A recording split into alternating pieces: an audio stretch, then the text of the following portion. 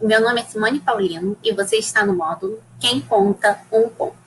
Estamos hoje no 7º vídeo, chegamos à metade, e eu vou falar sobre a questão do personagem. A personagem, né? É feminino. Quando eu falo da personagem, eu falo daqueles que estão envolvidos ali no enredo, na trama, que dão aquela movimentação.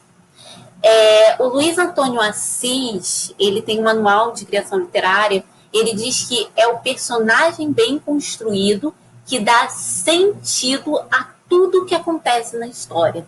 Então, às vezes, você tem uma história que é meio mal ou menos, mas se você souber criar um personagem que cativa, a história é ganha pelo personagem. Você consegue ganhar o seu leitor através do personagem, tá? E existem, claro, personagens que são mais importantes que outros.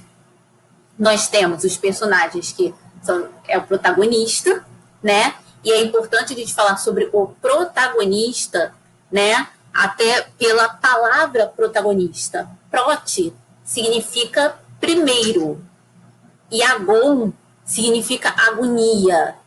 Então, o protagonista, ele está já carregado da agonia, né?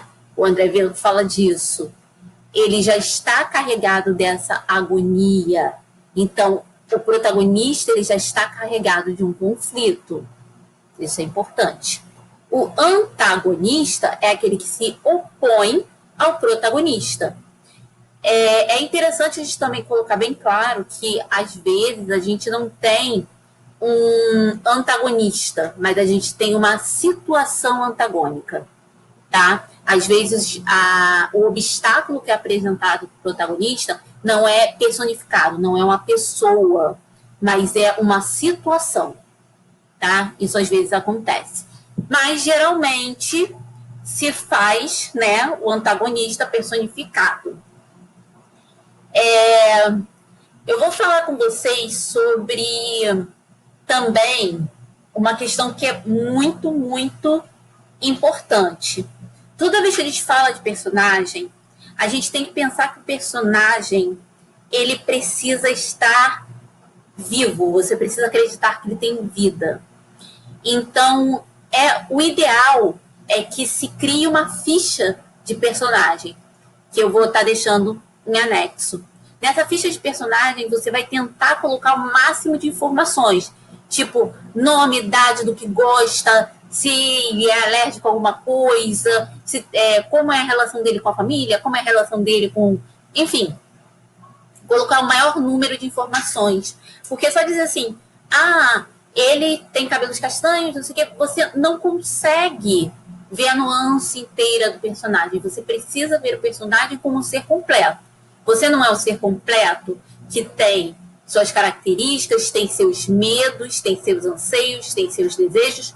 O teu personagem também precisa ter isso. E não só o protagonista, tá, gente? Claro que a gente foca em fazer uma ficha muito mais elaborada e uma backstory do protagonista. Mas a gente não pode esquecer as outras personagens da história. Elas também precisam ter vida. Senão vai parecer que é assim, tipo, seu protagonista está lidando com vários autônomos, né? Vários robôs. Enfim, a gente tem alguns tipos de personagem. A gente tem um personagem que ele é imersivo. Esse personagem que a gente chama de imersivo, ele é um personagem que ele geralmente ele vai falar muito do interior dele, o que está se passando no interior dele.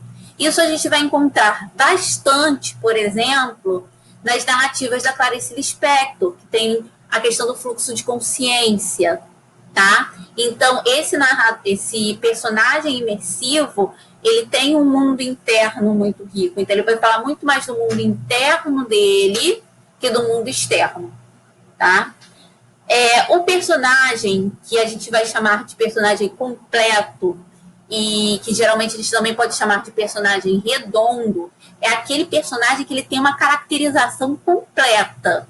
E não só isso, ele tem também a capacidade de se transformar ao longo da narrativa. tá? Ele tem uma caracterização que a gente vai chamar de uma caracterização tridimensional. Você tem o psicológico, você tem o físico, você tem a emoção, você tem tudo desse personagem.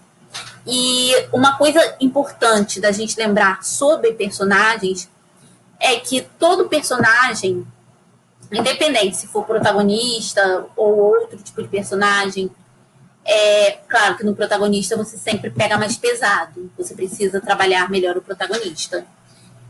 Vai ter uma coisa chamada caráter dominante, tá? Esse caráter dominante caráter, né? O Bianco fala que caráter é uma marca na alma. Quando a gente fala desse caráter dominante, é uma marca do seu personagem, é um defeito que ele tem. Por exemplo, eu vou colocar como caráter dominante da minha protagonista a teimosia. Ela é uma pessoa teimosa, ela não escuta ninguém. Então, durante toda a história, e geralmente esse caráter dominante ele pode vir a ser resolvido ao longo da história, né? Ela pode enfrentar conflitos que venham fazer ela mudar, principalmente se ela for um personagem redondo. Mas esse caráter dominante, ele vai ser aquilo que o personagem traz de marca. Tipo, ela é teimosa, ela vai ser teimosa até o final. Fulano vai falar para ela fazer isso. Se ela for lá e falar, eu vou fazer sim, cadê o caráter dominante do teu personagem? Ela vai falar, não, eu vou fazer do jeito que eu quero. Porque ela é uma personagem teimosa, tá? Então, o caráter dominante é muito importante também. Lembra que os personagens, eles precisam ter qualidades e defeitos. Na ficha de personagens, você vai colocar qualidades e defeitos. Porque ninguém é perfeito, teu personagem também não pode ser. Eu falei do personagem imersivo, falei do personagem completo, que é aquele que é tridimensional, é o personagem redondo, e o personagem que ele é parcial. Ele é próximo do personagem plano, que é o que eu vou falar depois, tá? Mas ele se destaca por uma característica específica.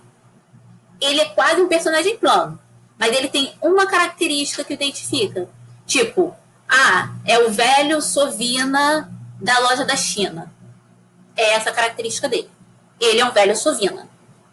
Então, tipo, você não sabe muita coisa dele, tipo, ele não muda, mas ele ser um velho Sovina é uma marca dele. Isso o marca. Então, ele é um personagem parcial, tá? Mas ele não é plano porque ele é marcado por uma característica, né, que é bem pontuada. E a gente tem o personagem que é plano, que é aquele personagem que não muda ao longo da história, geralmente permanece a mesma coisa. Personagens planos a gente acaba utilizando muito em personagens secundários, personagens que aparecem só uma vez na história, depois, enfim.